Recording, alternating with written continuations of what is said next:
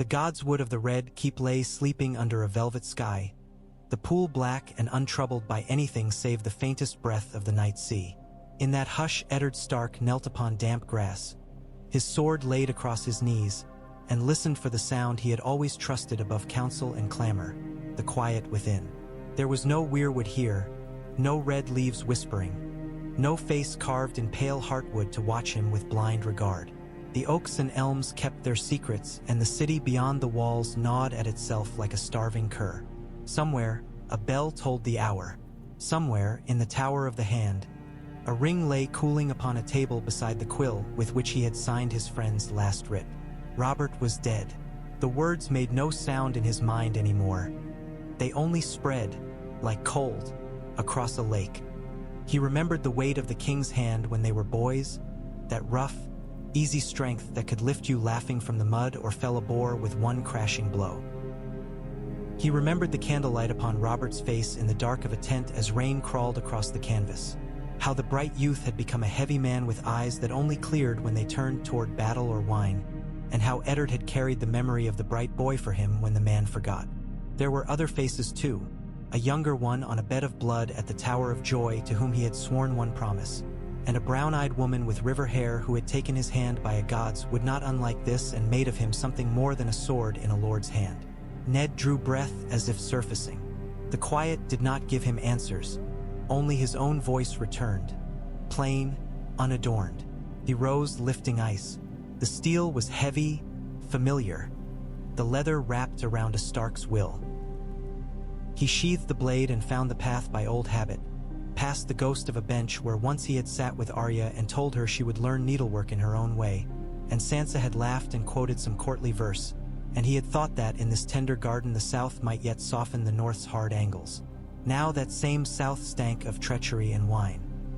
He had seen the boy on the throne and the amber glint of lions' eyes along the benches of the small council. He had left them each to their game and carried out a dead king's will that had been read and obeyed, and then quietly smothered beneath a silk pillow of courtesies. Varys waited by the gate. The spider did not break the pose of a careful servant as Ned approached. He bowed, and the little bells in his sleeves gave the gentlest warning of his presence. "My lord Hand," Varys murmured, "I am relieved to find you unharmed. There are those in the city who could not weather the night so safely." "Say what you mean." Varys's lips pursed. "When a storm is rising, even the rats seek new corners. Lord Renly has quit the city with certain companions. The Queen's kin move as if every corridor has knives for floorboards. Ser Barristan keeps vigil by the king's bier as if guarding a hearth no one else remembers. And you, me?" Varys blinked moistly. "I am a humble servant to the realm, and the realm spits and coughs as if the ague has taken it." Ned looked beyond him to where the walls rose. "You have ears in every corner. Tell me how long the city watch will stay bought by whoever bought them last." "Coins are faithless things," Varys said with a sigh. "They breed questions as rabbits breed more rabbits. Men who were bought yesterday expect payment today. If the purse that paid them is light tomorrow, they remember old loyalties and older fears." "Good." Ned's voice felt like iron he was testing for flaws. "Then they will not stand firm for anyone else either." "Forgive me," Varys said, "but that is not precisely how the game is played. I mean to change the game." Ned's hand fell to the pommel at his side, not to draw, but to anchor. "I will not let the lioness crown her whelp from a chair of lies. I will not deliver a kingdom to fire. Robert charged me to keep the peace until his heir could be true and lawfully named." He said it with dying breath. "That heir is not the boy on the throne. Stannis Baratheon is not loved. Then men had best learn to love the law." Varys's eyes shone. "The law is a fine bride, my lord, but she dotes upon ceremony. You need a trumpet, a place to summon the lords of the realm. The last time Westeros suffered such confusion, the lords gathered at Harrenhal to choose Viserys from a sea of claimants. They needed a tower blacker than a spider's dreams to cast their decision upon. Will you drag the King's Road with chains and brooms and raise that council again?" Ned held the eunuch's gaze, and in the other man's plump placidity, He saw not mockery but a measuring of weight. "Yes," he said. Varys inclined his head as if presented with a curious jewel. "There are obstacles. Name them, then help me break them." Varys stirred, his silk sighing. "The boy sits the iron throne. Then he will rise by my word and sit again if the lords find him lawful. He will be treated as a king's son until the lords bid otherwise. That is not how the queen tells it to his ears. And the city watch." Varys spread ringed fingers. "Lord Baelish whispers in Captain Slint's hand. He has promised coin deep enough to drown a small boat." "Baelish's coin may fill cups," Ned said, "but it cannot buy a soul that won't be sold. Janos Slint will be removed from command." "Bold," Varys breathed. "And by what authority?" "By the last writ King Robert set his hand to," Ned said. "The one naming me protector of the realm until his heir is named, and affixing to it the great seal and his own. Pycelle cannot unwrite wax. The small council shall witness the order at first light." A flicker troubled the spider's face. "You will need more than parchment. You will need men." "Ser Barristan," Ned said. "Ser Barristan knows better than the rest where loyalty belongs when treachery sits in a golden cloak. He will not see the realm cast into civil war if he can keep it from the ledge by standing between lions and lambs. The watch will obey the Lord Commander of the Kingsguard before they listen to their own greed. And if they do not, then they will be replaced with men who do." Ned looked to the pool, where the stars lay broken into trembling shards. "You will bear letters for me. One to Stannis Baratheon at Dragonstone. One to Renly Baratheon wherever he has fled. One to my lady wife at Riverrun. And ravens, hundreds of them. To Winterfell and White Harbor, to Bear Island and the Dreadfort, to Seaguard, the Twins, Pike, Old Town, Sunspear, Storm's End, Highgarden, Casterly Rock. They will be summoned to a great council at Harrenhal in 6 weeks' time. They will come with safe conduct sworn by the Faith and the Citadel, and by my word as protector." "The Queen will rage," Varys said softly. "Let her." Ned breathed out and felt steadier. "When she has raged, she can choose to come beneath the realm's peace or not. If she refuses, she writes her own guilt upon the air so every bird can cry it." "You will need the High Septon," Varys murmured, "and the Archmesters will want to believe this is their labor as much as yours." "Arrange it," Ned said. The spider bowed again, deeper. "I am but a small man," he said, gazing up through perfumed lashes. "And the towers of Harrenhal are very tall. Then we will fill them with men whose honor reaches higher." By the time they crossed the keep's inner yard, the city had begun to stir. The fishmongers' carts creaked along the cobbles, black with night and the promise of dawn's catch. A cluster of gold cloaks loitered by a fountain, all easy slouch and bored eyes, until they saw the hands direwolf pin and straightened as if a cold wind had gone through them. In the Tower of the Hand, Tomard had the guards changed and Hallis Malin was posted by Sansa's door. For all that she protested, she was no child and wished to sit vigil with the court ladies by the bier. Arya had made herself scarce. Syrio had an odd habit of making girls vanish and reappear wearing wild grins and scuffed knees. Ned let himself have a small hope that the dancing master would keep Arya near and safe until he could hand his daughter back to her mother with a laugh at the adventure. At first light, the small council gathered like cats washed downstream by a flood. Pycelle tottered in behind his beard with a wheeze and took the first chair, buttering it with proverbs about changing times and the wheel of duty. Littlefinger drifted through the door with a smile as slight as a knife's shadow, his eyes bright and empty. Varys took his place with hands folded like a prayer. Ser Barristan stood near the window, a piece of white marble carved with patience and sorrow. The chair that belonged to Renly was empty. The king's chair at the head of the table was not for any of them. Ned did not sit. He stood at the far end and let them look their fill at the parchment in his hand, at the seal pressed into its tail. "The king is dead," he said. "By the writ he put his hand to before he died. I am protector until his heir is named. As protector, I call a great council of the realm to assemble at Harrenhal 6 weeks hence. Letters are drawn. The High Septon will give the faith's pledge of safe conduct. the Archmesters will witness the keeping of peace. This council will settle the succession according to law and right. Until then, there will be no crowning. Pycelle's lips made a soft O, as if catching a morsel of fruit. A great council, why, yes, in the time of, most ancient precedent, my lord. Yet the boy will be kept in honor, Ned said. Joffrey Baratheon will be afforded every dignity due a king's son. He will not sit the throne until he is found lawful. Ser Barristan will see to his safe conduct to the September. Lady Sansa will accompany him as a pledge of my good faith to the Queen. In return, Tommen and Myrcella will be lodged within the care of the High Septon. Littlefinger's soft laughter lay in the room like spilled wine. How neat! A little braid of hostages to bind a very messy knot. But who told you the Queen likes her hair braided, my lord? She prefers to comb it herself. She may comb it however she likes, Ned said evenly. She will keep the realm's peace while the realm decides. The City Watch, Varys reminded mildly, as if suggesting the addition of nutmeg to a stew. The City Watch will obey the Protector, Ned said, and unrolled a second writ. By order of late King Robert, at my hand as his protector, Captain Yano Slint is relieved of command of the City Watch for taking bribes and dereliction of duty. Ser Barristan Selmy is Lord Commander of the Kingsguard and, in the absence of a named king, will temporarily oversee the watch. Pycelle sputtered. Littlefinger did not.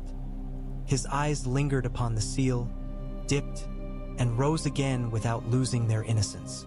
The gold cloaks are merchants, the Master of Coins said cheerfully. They prefer their payment in, gold. You propose to pay them in honor, my lord? I propose to command them, Ned said. If you cannot tolerate that, you are free to ride with Lord Renly and see what banners he gathers on the road. Alas, I have many banners, Littlefinger replied, and spread his hands as if all the painted cloths of Westeros were captured upon his smooth palms. They are only very small. The old maester coughed himself into words at last. My lord Hand, Protector, such a counsel is wise where such dispute lies, yes, wise and proper. But King's Landing will not bear 6 weeks of tension like a mule will bear a sack of barley. There will be riots. I tell you, rumors and ravens thick as flies, tradesmen whispering treason. The Queen, her grace, is of a temper. The lords will mind themselves, Ned said. And if they do not, I will mind them. Ser Barristan. The old knight's blue eyes were frost under a winter dawn. The Kingsguard serve the king, he said simply. And until the lords declare a king, you serve the realm, Ned replied.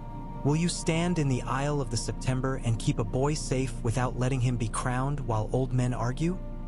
Barristan's jaw tightened, and then the stiffness left him like a breath. I will stand where the law stands. If you are the law, Lord Stark, I will be your sword. Ned nodded once. Good. They were done. When the council had dispersed, Littlefinger last, with a little flourish that could have been the promise of a trick or the apology of a jester. Ned sent for a scribe. Ravens flew. The city hissed like iron in a forge. Cersei Lannister received him in the solar where sun spilled across a carpet thick enough to catch an army's footsteps. She wore green as if she had plucked spring from a hedge and crowned herself with it, and on her finger shone the lion's twin eyes. Joffrey stood at her elbow in crimson and scowled at a spot on the mantle, as if it were a man who had given him offense. Tommen blinked politely. Myrcella sat with her hands folded, a small princess in a room that sucked air like a cave. Ser Meryn Trant stood by the door, his stare full of meat. You presume, the queen said in a tone that had slain lesser men than he. You presume, Northern Lord, to strip my son of his rights. I preserve them, Ned said. If the council finds him lawful, he will have a throne they cannot call stolen. If they do not, he will have his life. And yours. Cersei's smile was brittle glass. Will your lords give you that when the lions come hunting? I have no fear of hunting cats, Ned said. I fear wolves turned upon wolves. Joffrey's voice cracked like an unwell fife. I am the king, he announced, daring someone to contradict him with a look he had learned from his mother. You are a prince, Ned said mildly. Princes grow to their crowns when men wiser than they are have given them a realm not already afire. Cersei's fingers pinched the green silk at her knee. Your daughter stays. If you think to use my children for ropes, I will take your own child and fashion a noose. Sansa will remain at court with you, Ned said, as pledge of my obedience to the council's peace. Tommen and Myrcella will be lodged in the Great September with the High Septon as their guardian. Ser Barristan will escort all three, and 20 of the Faith's poor fellows will stand guard within and without. The Faith have no swords, Cersei said. They have vows, Ned said. Even lions avoid oaths sworn by very many men at once. The Queen's laughter was low and sweet, like a song sung through a shut door. Your honor will drown you, Lord Stark. I think I shall enjoy watching. Ned bowed his head and pretended he had not felt the knife in those words. He had chosen his road. He would walk it with his eyes open. By sunset, the city had begun to buzz, as if a knot of hornets had been prodded with a stick. The proclamation of the Great Council was read at the gates, at the fish market, in the square before the Red Keep, and finally in the September of Baelor where, beneath the high windows and their saints, men and women put their faith in words they could neither write nor question. The High Septon, a pink-faced old man with soft hands, agreed to lend the authority of the faith to keep the council's peace if the peace could be kept. The Archmaester who presided over the Ravencoats in the rookery swore old oaths about neutrality, while his eyes glittered with avid calculation. Ser Barristan walked with Joffrey between columns of white-robed clergy, and for a moment Ned thought the boy looked almost small enough to second-guess his mother's fire. Sansa walked with them, pale but very straight, her face as carefully composed as a song she did not yet know the ending of. He had never loved her more than in that instant, and the weight of it almost made him look back. He did not. He could not. When the first ravens cleared the city, the world outside began its long grain-grinding motion. On Dragonstone, where the sea chewed crags as a mastiff worries a bone, a lean, shadowed lord in black and gold read Ned's letter twice and then a third time. He called for Ser Davos, who smelled of salt and tar and truth, and asked him what he made of a northern man's oath. Davos told him that Eddard Stark was said to prize honor like a fisherman prized net and boat both. With them he lived, without them he starved. Stannis Baratheon nodded once and sent for parchment to answer. In the green heat of Highgarden, where roses clambered up white stone and bees made honey of all things sweet and not, Lord Renly Baratheon walked in a garden with a girl whose smile had flowers in it. Her father spoke of banners and bread and wine and the small matter of a throne that might yet be gilded to suit a younger man's tastes. Renly fingered the letter from the hand and smiled in a way that did not entirely reach his eyes. The reach hummed with agreement that felt like summer about to break into storm. At Riverrun, Catelyn Stark stood in a room that had once been the nursery she had shared with Lisa and now smelled faintly of the brew the maester made for her father's pain. The raven pecked at the bread she had offered it and hopped into the wicker basket as if to say its part was done. Hers remained. Catelyn read the careful northern hand twice, then looked across the table at the sun who had risen like a tall sapling in the months she had been away. Robb's face had sharpened, and beside him Theon Greyjoy lounged with a boy's attempt at a man's grace. Catelyn kept her voice steady when she told them the words that summoned lords and wars, not boys to supper. Your father calls a great council, she said. At Harrenhal. Harrenhal? Robb repeated, as if mapping the way there with his tongue. That is far. It is nearer than Winterfell to any hearth in this matter, Catelyn said. It is old stone.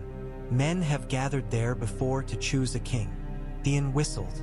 Stannis, then, or Renly, the bulls will lock horns. Let lords lock horns where the faith keeps watch, Catelyn said. Better horn on horn than horn in belly. We will ride within the fortnight. Blackfish, send word to Seagard and the twins. We will attend with banners. Uncle Bryndon's mouth ticked at one corner. The twins will preen themselves on being gates to everything, he said. Lord Walder has been waiting all his life to see men more important than himself halted for his whim. Then feed his whim, Catelyn said wearily. Feed it heavy and pass. Ned will think me mad, she told her father in a low voice that night. in a chamber where Hoster Tully drifted on a tide of forgetfulness that left him panting on strange shores, to bring myself and his daughters both within reach of Lannister claws. But I must. If I do not hold Sansa with my own hand before the council, I will not believe any man's safe conduct. Forgive me.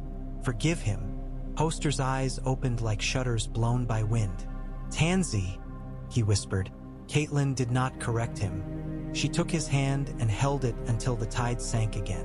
When word of the council reached Casterly Rock, it fell like a coin dropped into a mine. No echo returned, only the soft assurance of depth. Lord Tywin Lannister sat amidst tapestries that had cost 3 lives to embroider. He was not a man who squandered breath on things already decided. Men expected the lions to roar. Instead, they moved. In the forges of the West, hammers sang. At the Golden Tooth and the Crag and the Mummer's Ford, scouts slipped like otters among the reeds. Those who spoke for the Rock at Harrenhal would speak smoothly and offer meat to those who came hungry for peace. Those who went to war would not speak at all, but cut. Tyrion Lannister heard the news on the road, riding with men who had once tried to draw him to some quiet ditch and leave his blood for flies. The dwarf laughed until his sides ached, mocked his keepers, and then became very good company, because he sensed the shape of a game grander than personal grievance. A great council, he told Catelyn upon the high path later, when his wrists were chafed by good northern rope and his beard was full of dust. I was beginning to fear we had no taste left for pageantry. Did your lord husband think of this by himself? He must have missed Harrenhal since the last time he walked its steps. They say your father won his first kiss there. Catelyn kept her face so still it might have been carved. Do not mistake my patience for companionship, Lannister. Never, Tyrion said cheerfully. You are a Tully, and you have the Tully gift for enjoying your own company. We shall be companions anyway, unless you mean to drag me behind your horse. You will have your say before the lords, Catelyn said, and you will keep your tongue until then. Tyrion's eyes crinkled. My lady, I have never kept my tongue a day in my life, but for the sake of our budding friendship, I will tie a bow in it. Ned brought his ravens, his oaths, and his intentions to Harrenhal before any lord of note could try to cut the road behind him. The ruin rose from the god's eye like a charred hand thrust up from black water. Its fingers melted and split. Men whispered of curses as easily as they breathed. Ned had seen enough battlefields to know stone did not need curses to convey what fire and folly had already claimed. Still, when he entered the round of the Hall of 100 Hearths and looked up into emptiness where smoke stains ringed the sky like cave drawings, he felt the weight of history settle on his shoulders. Beneath the towers that had housed kings and fools both, his own choices did not so much enlarge as clarify. It was a work of days to set the place in order. The faith's servants scrubbed the floors until black water ran red from their pails, and then ran clear. The local lord, soft-spoken and pale with the particular pride of men who dwell in haunted places without fleeing, offered provisions and 100 men to keep the peace. Archmesters arrived with parchment that smelled faintly of seals and old arguments. A lesser septon climbed the ruined stair and tied rags of holy verse to a thorn bush as if to lure grace closer. Ned let it all happen around him while he arranged what could be arranged. He sent Hallis Malin to meet his lady on the road. He ordered Ser Barristan's white cloak aired every morning in the courtyard as if honor were a sheet you could dry in the sun. He wrote letters so late his eyes burned. Sansa arrived under the watch of half a sept and a ring of white cloaks. The sight of her walking between the faithful and the swords made Ned's hand close, without thought, as if his fingers might halt the air from flowing past her. She saw him, and in that first breath her composure cracked. Then she remembered that courtiers watched and fear was coin, and she smoothed her face like a coverlet. He embraced her within the circle of stone and let her hair smell like lemon cakes and childhood for one long heartbeat. Then he turned and gave her into her mother's arms. They clung like swans on a narrow river. Arya tumbled out of nowhere and attached herself to them with all elbows and fierce eyes. It was a moment of honest chaos within the pageant, and in that moment Ned thought perhaps the gods were not deaf after all. Stannis Baratheon entered Harrenhal with 15 knights and a banner that had seen salt enough to stiffen it like iron. He bowed in the way a man bows when he neither gives nor takes more than duty demands. Renly rode in 3 days later beneath a green silk canopy that made the countryside look like a wedding bed. The Tyrells came with him like spring pressing its thumb into the world until everything bloomed. Lord Mace's smile overflowed his pink cheeks. Ser Loras shone like enamel. A tall girl in blue and silver rode at the edge of the procession, her expression devout and distant, and men murmured her name as if it were prayer. None of that would have meaning in the hall, where oaths were weighed like iron ingots and stripped of perfume. Ned saw the chasm between the brothers and hoped it might yet be bridged. Then he looked again and understood it was not a chasm but a scar, and scars were not filled, only forgotten or not.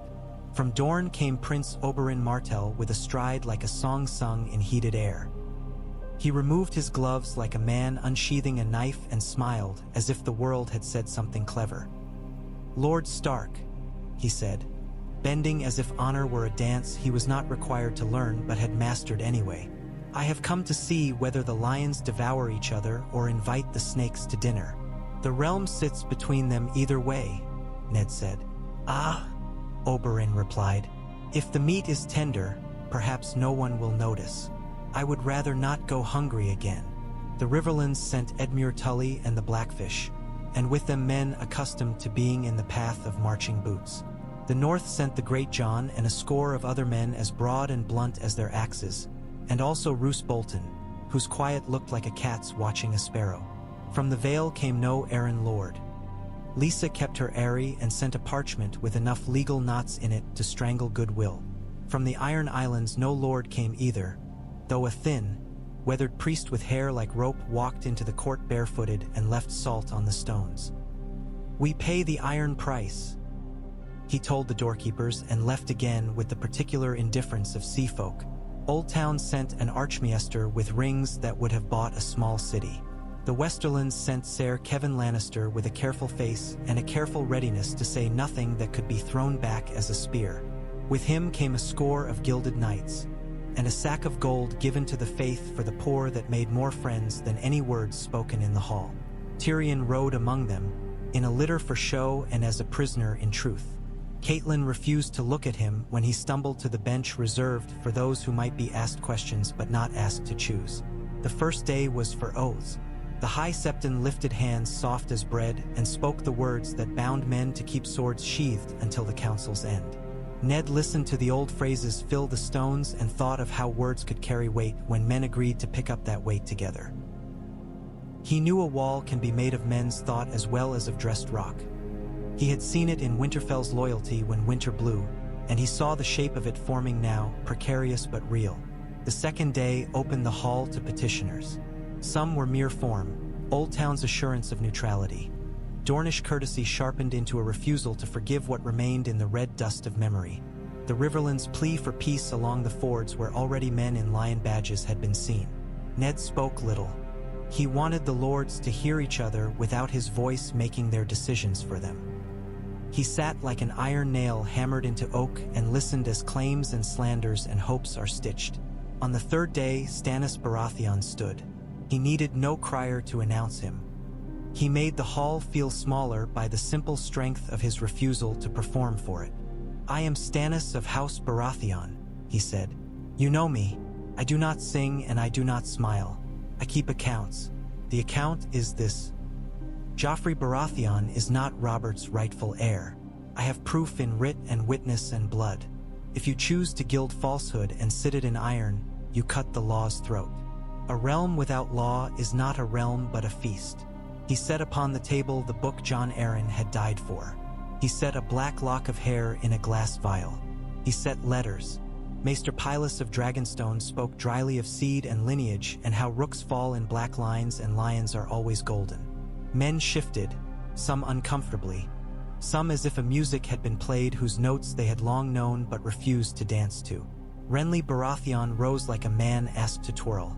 His smile could have blessed an army. "We have all heard that Stannis can count," he said. "He counts years like other men count kisses. Very well. Count with me, brother. Count how many men will rally to your grim banners if you tell them that a pretty boy they have already begun to cheer is a bastard sprung of incest. Count how many daughters' dowries you will cost when every noble house must examine their mother's bed for lions. Count how many winters will pass while you hunt sigils in books. I am the younger, yes, and a fool in your eyes, but fools can be loved, and thrones stand easier when the legs do not hate bearing their burden. Law is not a leg, Stannis said, and there was heat beneath the iron. It is the ground. Cling to a throne upon sand if you like. Renly, you will know the taste of salt when it falls. Ser Loras's knuckles whitened on the pommel of his sword. The tall woman at the edge of the Tyrell company did not shift at all. Ned watched. He watched everyone. They called Tyrion Lannister to speak on the fourth day.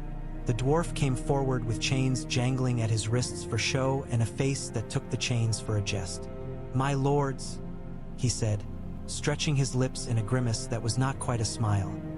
"If you mean to ask whether my brother bedded my sister, well, that is not a question most men would ask a Lannister and hope to keep all their teeth. You ask me to slander my blood or perjure myself. Shall I recommend a third option?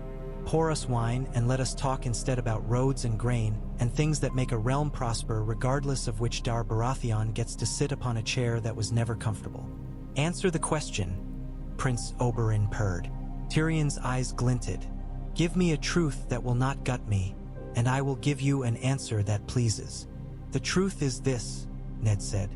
"If wrong has been done, it must be set right. If no wrong has been done, the lords will put the boy back upon the throne with a cheer loud enough to shake these towers. The realm will be spared blood if your house does what it does best, counting, as Lord Stannis puts it. Count what you gain by peace." "What we gain by peace," Tyrion repeated softly. "My lord, I am up to my neck in peace so deep I can barely see. The riverlands burn because your lady took me at an inn. My father sharpens knives because he was challenged in public. Your counsel is very great, I am sure, but it does not reach the fords where the small folk are now counting their dead lambs. Set a king and set him fast. Then perhaps fathers can be persuaded to sheathe their honor in silence and live." Catelyn's hand tightened upon the arms of her chair. She did not speak. She did not need to. The whole hall could feel the pull of histories not written upon the parchment before them. On the fifth day, the Archmaester unrolled a parchment that listed the claims. Stannis, Renly, a distant Baratheon cousin in the Stormlands who had twice been dispossessed and would have been a farce if not for the gravity of law, and, murmuring at the edge like a ghostly chorus, the name of Daenerys across the narrow sea. Oberyn spoke her name aloud with an almost indecent relish. Men muttered. The Citadel frowned. The Northmen were stone. The river lords looked at one another with the unspoken remembrance of Dragonfire and shattered halls. "She is a child," the Archmaester declared. "She is mad blood in a foreign land. She has no standing." "She has a name," Oberyn replied, "and no fear of lions." "She has no army," Stannis said flatly. "She may not need one," Renly suggested lightly. "We are gathering quite a court for her to inherit." "Enough," Ned said, and the word filled the hall. "We will not decide a queen's claim that is not before us. We will decide what stands before us. Stannis's claim rests upon law. Renly's upon consent. Both can make a king. One will make a lasting one." He did not add that he would support the law even if the law chose to grind him for its mortar. He did not need to. The men who mattered already knew. They closed the doors. The votes were taken by house, with each lord paramount and those of equal dignity speaking for their bannermen. The Faith and the Citadel watched, silent and grave. The air was a stew of breath and simmering temper. Voices rose, some cracked, some smooth as buttered bread. Ned did not vote. He was protector. His own hand did not tip the scale. He sat and counted. Even the counting had weight. The Riverlands cast for law, measured by Brynden Tully's cool regard. The North did not waver. The Vale's reply was a parchment bough that somehow tied itself around Stannis's name without the honor of appearing. Dorne spoke in favor of a crown less tainted by roses and lions both, and it landed, despite Oberyn's smile, upon law. The Reach rose to Renly with enthusiasm that felt like a banquet, and the Stormlands split like an old house cut by a new road. The Westerlands abstained, a polite refusal wrapped in gold thread. Old Town's Archmaester voted for the lettered certainty. The little folk's envoy, allowed in on a whim Ned did not regret, cast a voice for the man least likely to raise their roofs to pay for his tourneys. It was not a riot of preference. It was a slow settling of silt in a river, and when the water ran clear, the shape beneath was visible to all. Stannis Baratheon was chosen king, by a margin that was not wide enough to be comfortable and not narrow enough to leave the door ajar. The hall breathed out. Some men did it with visible relief. Some did it as if easing a sword in its scabbard in preparation for drawing it again. Renly's smile did not falter. He bowed to his brother, and in the bow there was no submission, only the acknowledgement of a coin tossed and caught. Stannis inclined his head in return, and the world did not move. "Then hear me," Stannis said, and his voice filled the ruin in a way that was not grand so much as inescapable. "I will not be the king you toast. You will not love me, and I will not ask you to. I will hold the law before me like a shield, and if you choose to run yourselves upon it, I will not weep. Joffrey Baratheon will not die for the sins of his parents. He will go to the wall. His brother Tommen and his sister Myrcella will be fostered by houses sworn far from the rock. The queen will answer for the charges laid, the murder of Jon Arryn to be examined first. The men who have sacked the Riverlands will lay down arms or be named outlaw. If Tywin Lannister refuses, he will be met in open field. If he accepts, the realm will keep your sons and your barley both." Renly stepped forward. "Brother, a word for the realm." He glanced, slowly and skillfully, to the Tyrell benches. "Peace will not hold if you knit it only with law. You need thread that runs sweet as well as strong. Give me the Stormlands and Highgarden's friendship. Let me be your hand. I will ride the length of the realm and make men laugh while they learn to obey you." It was very neatly said, and for a heartbeat Ned thought it might even be true. He saw in Renly the glimmer of something Westeros had not had since the Dragon Lords fell. Lightness that did not shatter the table but made men sit around it. He also saw the boy whose ringed hands would always want to play with the cup even while the meat was being carved. Stannis did not need a heartbeat. "The hand will be Eddard Stark," he said without turning. "He knows where my law comes from.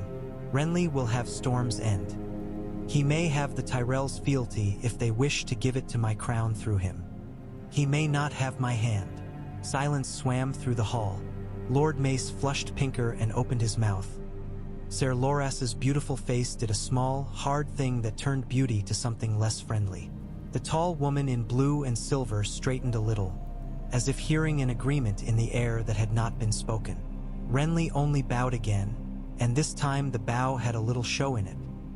A way of turning refusal to a performance. Ned kept his face as even as mountain stone. He had not asked for this. He had not wanted it. The realm saw it. That would help. That night, under Harrenhal's empty towers, Ned and Stannis sat over a table where a careful map had been drawn with more hope than skill. Davos Seaworth leaned in like a man listening to the sea beneath the hull. Ser Barristan stood with his hands light on the back of Ned's chair. Catelyn kept her own counsel a little away, as his equal and his ally both. "You have set a boy to the wall," Ned said. The candle flame made a small bright hedge between their faces. "I have given him life," Stannis replied. "If he takes vows cleanly, and if the wall is what it was, it will ask more of him than a crown ever would. He may even learn. He is no more a threat in black than a wolf is a threat to the sea," Ned said. "It will ease feuds that cannot be easily eased, but the lions will not forgive gracefully. Tywin will not forgive at all." Stannis's jaw moved as he ground the words of his own logic before returning them to the air. Kevan Lannister spoke smooth as milk. "He will carry our proclamation back.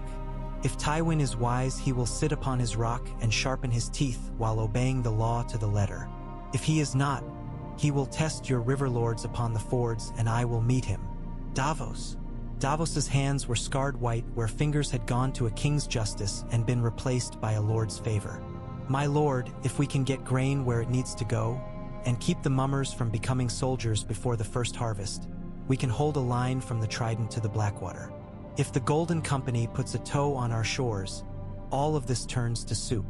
The dragons across the sea, Stannis said. I am aware. Catelyn's voice came like a harp plucked once and properly. You will need friends who are not born to you. Names, Stannis said without looking at her, as if to show that the need to look was weakness. It did not come off as graceless so much as inevitable. Dorne, Catelyn said. They remember harms the rest of us forgot when we made our peace with the lions. Offer them justice in courts that have not seen it for Elia. Give them a part in the king's peace that cannot be taken back by any lord's frown. Done, Stannis said. Prince Oberyn will take joy in remembering grievances he does not need to invent. Who else? Walder Frey, Catelyn said, and even saying the name tasted like old dust. He is a petty man and must be paid with honor big enough for a child to see.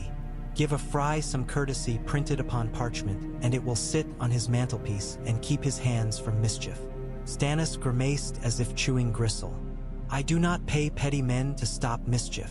You do not, Catelyn agreed. But the realm does. Ned allowed himself the smallest smile. Stannis's eyes flicked at him and then away again, but the quirk at one corner of his mouth suggested an understanding had been bridged without a plank. Very well, Stannis said.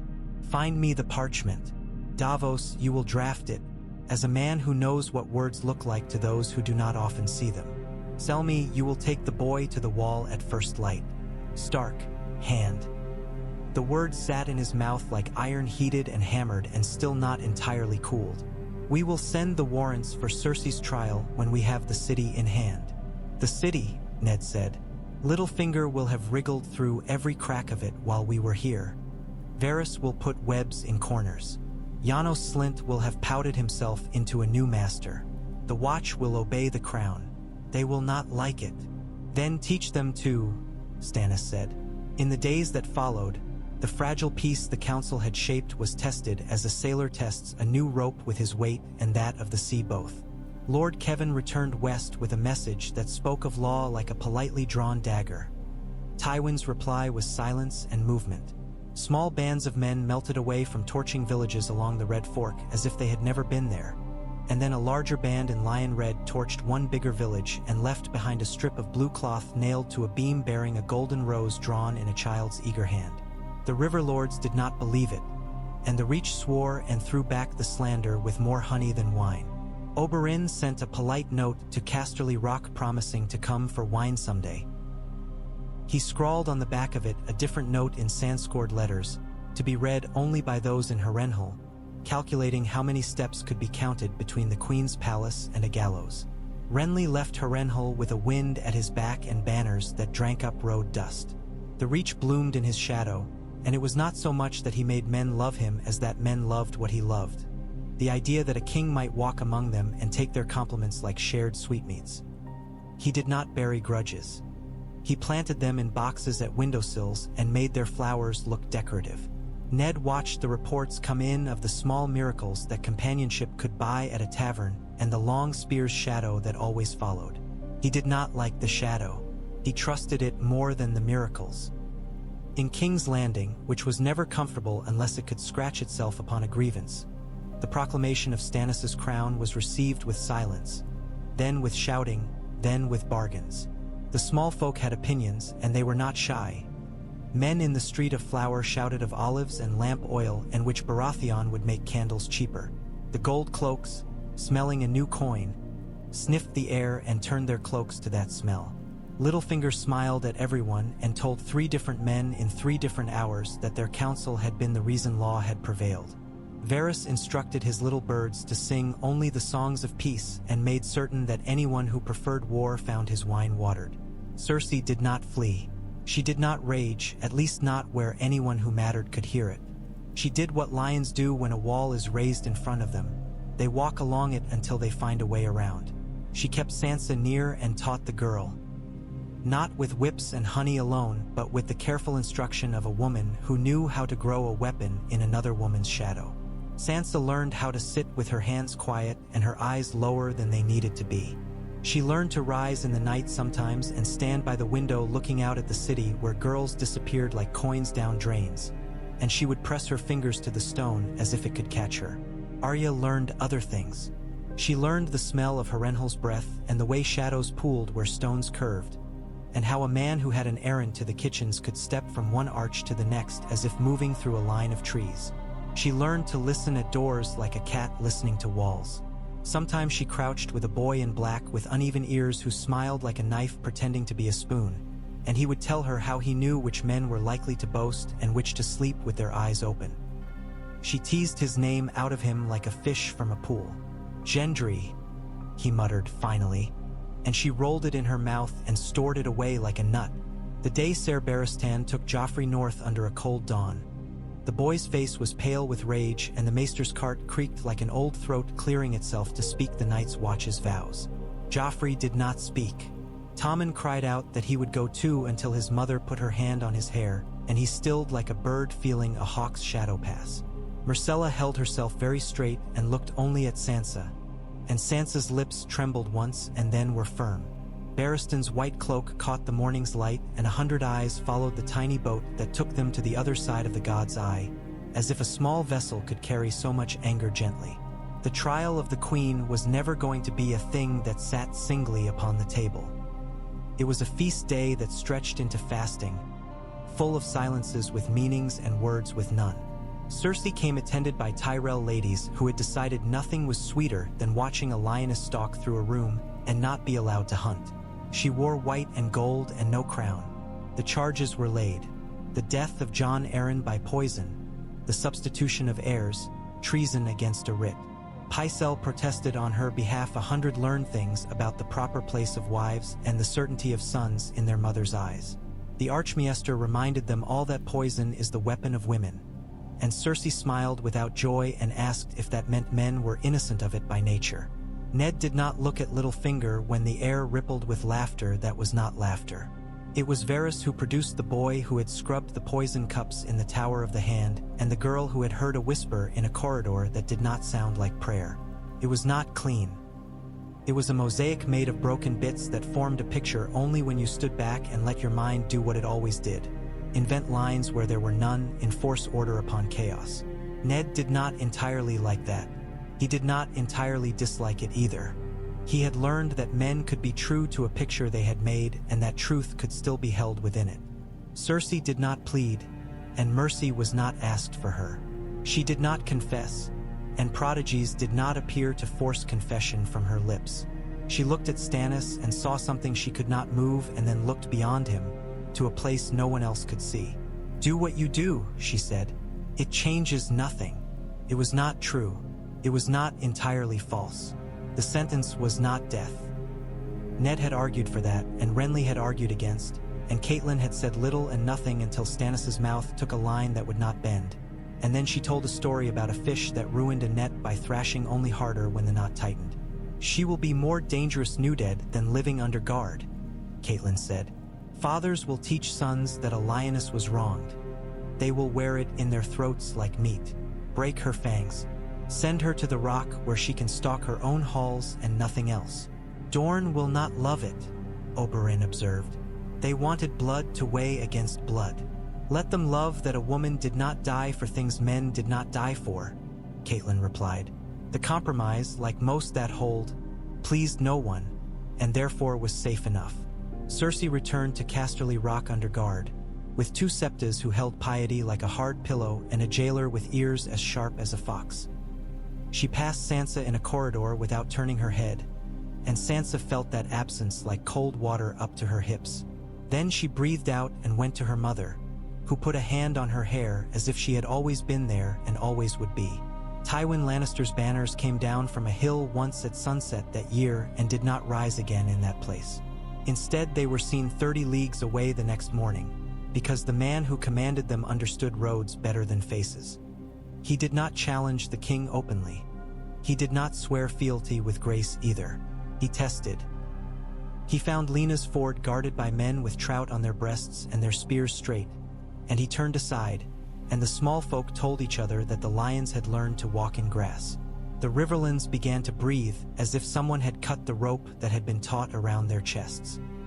There were still burned barns, and women who woke from dreams calling to sons who had not yet had beards. But there were also markets again where men haggled over onions and not over news. Ned went to King's Landing with a column of armored men who did not swagger. They carried the royal decrees and the knowledge that if the city played games with them, it would be playing games with a king who had already set boys upon paths from which no games could bring them back. Littlefinger drifted forward to compliment him upon the cleverness of a council so great it could transform a sty into a palace, and Varys appeared 3 times in 3 all the same places, wearing 3 different perfumes. Janos Slint had already put his name to a warrant acknowledging his errors and his retirement to a small holding with a pond.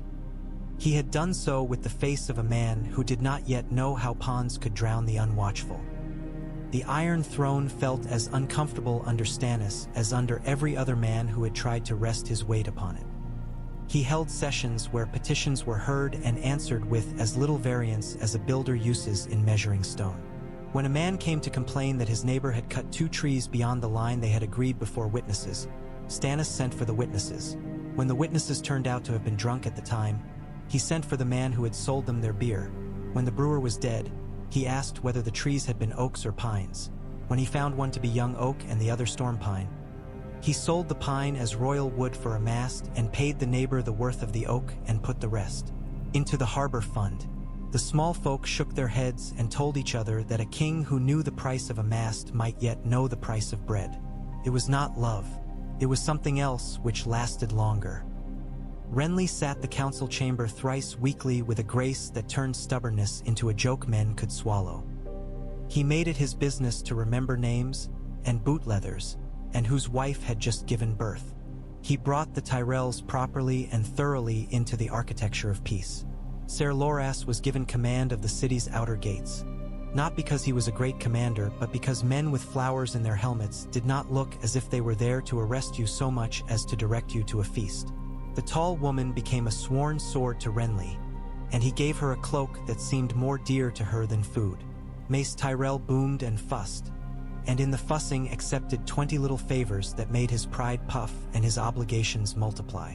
It was a garden that could choke on its own sweetness, and Ned watched it carefully. In the north, winter's rumors prowled at the tree line, but no true snows fell yet.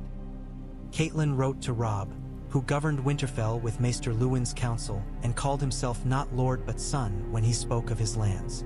Catelyn's letters told him small things and big, of Sansa's new habit of walking in gardens alone, of Arya learning to listen for the sound of her own footfalls until they were a whisper, of his father wearing a mantle he had not asked for and bearing it as if it were a cloak woven of snow and law both. She did not tell him how she sometimes woke in the cold and felt that all her children were walking a narrow plank over night-black water. She did not confess that she was beginning to forgive a woman she had never met for a child she had never accepted, because the child had become part of the geometry that held her world together. Such confessions belonged to gods who bothered to listen. Catelyn's gods were old and carried their patience like a knife at the belt. The wall received a prince and looked at him as it looked at all men, with indifference that could become respect. Joffrey's hands bled the second day from a rope. His mouth bled the first. The vow caught in his throat like gristle the first week. Then it passed, and his face changed by the smallest degree. Ser Barristan did not stay. He handed the boy to the old bear and looked at Stone until he could mount and ride without looking back. On the long road south, the old knight remembered a promise he had once made to a king who had burned the father of Ned Stark's wife, and his fingers twitched on the reins as if they were learning something they should have known when he was 20. The first true storm that struck the new court came not from Casterly Rock nor from the stepstones but from within the walls. A fire caught in the cellars beneath the Red Keep where the alchemists kept their jars. It blossomed in green that made men remember dragonfire in their bones. 2 corridors were ruined before the flames were beaten to sullen death with wet sailcloth. An apprentice perished, screaming, and when they sifted the ash with long poles, they found proof of more jars than the records held. Ned stood over the ruin with his face set like a helmet. Stannis ordered the guild to be put out of their halls and given quarters in sheds by the river, with a ditch dug between them and anything that could be used by a man with brains. Renly joked that the eunuchs had been outdone. His smile did not reach his eyes. Littlefinger murmured something about insurance. Varys said it was a terrible accident, and at that moment Ned did not know if he meant the fire or the discovery. It was Oberyn who found the clue that made the accident look like a door, not a wall. He walked the scorched corridor with bare feet as if he meant to learn the fire's language through his skin. He knelt by a stain of melted silver and smiled narrowly. "A boy broke these jars," he said. "A boy who thought he had been given a brave errand and stumbled." The boy was found 2 days later, dead in an alley with a coin in his mouth and his hands bound. The coin bore a stranger's stamp. It was not from Casterly Rock. It was not, strictly speaking, from anywhere men in Westeros used such things. On an island halfway between Bravos and Volantis, a man who sold information for a living counted a purse he had not expected to receive and made a decision that would keep him alive through 2 wars. The trial that followed was small compared to the Queen's, but to Ned it felt larger for the way it pressed upon the narrow channels of ordinary life. Men who thought themselves rats hugged walls. Men who had been rats became informers. It was not the kind of thing that makes bards sing. It was the kind of thing that decides whether bards will have bread. When it concluded, 3 men were hanged, and 4 were sent east with letters to the Sea Lord of Bravos asking polite questions about coins and the sale of secrets. Varys offered his condolences as if for a death in the family. Ned thanked him and then did not look at him again for 3 days. On a morning in late autumn, when the air in King's Landing could not decide whether to blister or bite, Stannis stood in the hall and heard a petition from a dock worker who had lost 2 fingers and wanted compensation. He paid the man as the law demanded. He did not look pleased or displeased. He looked held together by a series of decisions that had been made and would continue to be made until death or luck or both halted them. When the man had gone, he turned to Ned and said, without preamble, "Your brother upon the wall has written." Ned's heart moved in his chest the way a man moves when he turns a corner and finds something he had not expected. Jon's letter was not long. It spoke of a bird, and of a man with eyes like a winter sky who had come with a ragged band and taken the black. It spoke of things seen in far woods where cold sat like a king on his own old throne. It asked for lantern oil and old books.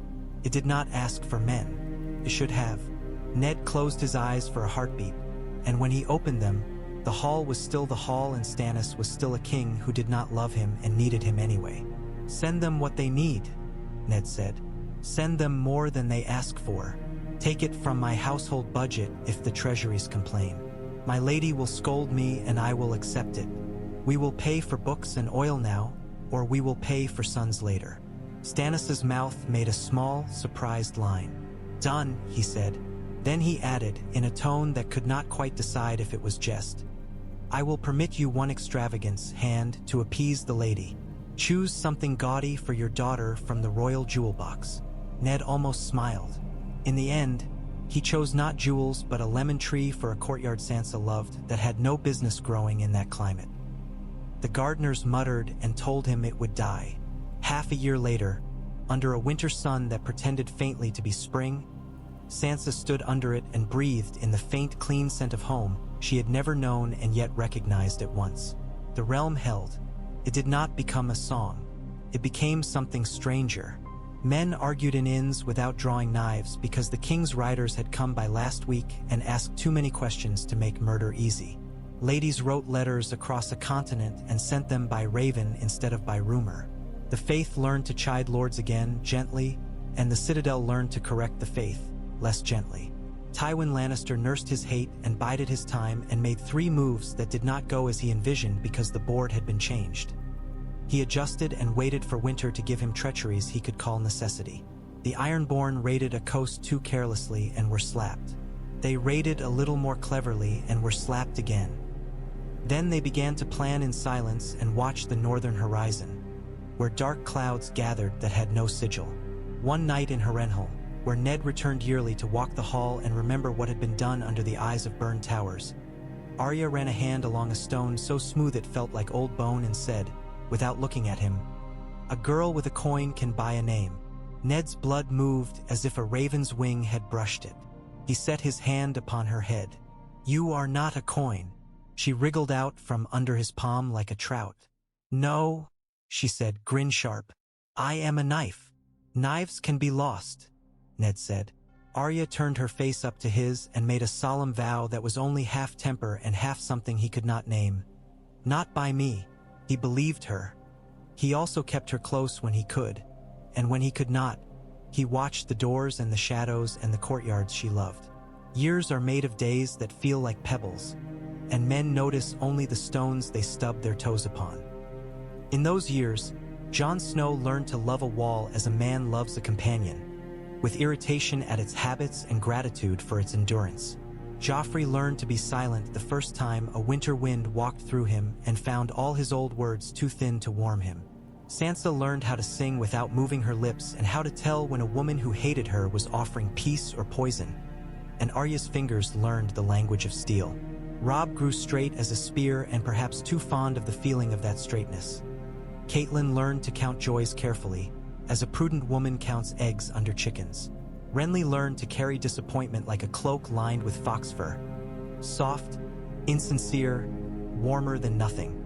Stannis learned to sit a throne without burning his hands and, sometimes, to listen to a song all the way through. Tywin learned patience, as if he had not been a master of it already. It had a bitterer taste now, and he savored it. Littlefinger learned that a realm held by a dozen threads does not fall if you cut one, or even three. He adjusted and combed his hair. Varys learned that webs can be woven into nets, and nets can catch more than fish. On a day when the sky over King's Landing was the color of tin, Davos Seaworth stood by the harbor and watched a ship come in with old books wrapped in oiled cloth and barrels of lantern oil that had been bundled by hands with cracked nails. He smiled because the load did not look like victory, which meant it might be useful. A boy beside him coughed and asked if there might be any need at the palace for a lad who knew how to climb ropes quick. Davos told him he thought the palace had enough ropes for now, but the wall wanted every quick boy it could get. The boy asked if they had bread. Davos said, "Aye," and pointed north. The boy looked at the city once. As a dog looks back at a house he knows he must leave, and then he went. Under Harrenhal's tallest melted spire, in a niche where wind sang, Eddard Stark sometimes set his hand against the stone and felt, through it, the pulse of a realm not healed but mending. He had not saved his friend from the boar. He had not saved the realm from all that might yet gnaw at it. He had changed the game the spider had spoken of without knowing how to win it. He had thrown the board upon a table where lords were forced to watch their own hands. It would not last forever. Nothing does. But as long as the harvests came and the fords could be crossed with dry feet and the names of dead sons were spoken over stews instead of over empty plates, the law would be a bridge and not a wall. That was more than he had allowed himself to hope for in the garden where the pool had shown him fragments of stars. In the end, when winter truly walked down out of the north with its old companion beside it and the wall sent letters no raven could carry fast enough, when men remembered that there were foes with no sigil and fires with no color and the old stories had not been stories at all, the realm was as ready as men who had been arguing about trees can be for a forest to move. It was not enough, and it was more than nothing. The great council at Harrenhal had bound men to each other in habits of obedience to something larger than their own banners, and habit can become bravery if taught long enough. Kings who had not wept for songs they did not like learned to weep for sons they had never met. Women who had been taught to sit and embroider learned the speed of flight with children in their arms, and then the steadiness of standing. Lords who had counted grain learned the names of their millers. Priests who had murmured blessings over candles blessed swords, and then, later, hands that did not carry swords at all. When it mattered, the North sent not only spears but orders in neat northern hands, and the Stormlands sent not only banners but men who had learned from a younger Baratheon how to make soldiers laugh in the rain. The Reach sent bread for strangers along the King's Road. Dorne sent oil and knives. Old Towns sent books. The Westerlands sent stone masons who rebuilt what had to be rebuilt because even a Lannister must live somewhere when the wolves go home. The Iron Islands sent nothing until one day they did, and the sound of their drums on the beach was not war but warning, and the men who landed bore news from the sea that the land needed.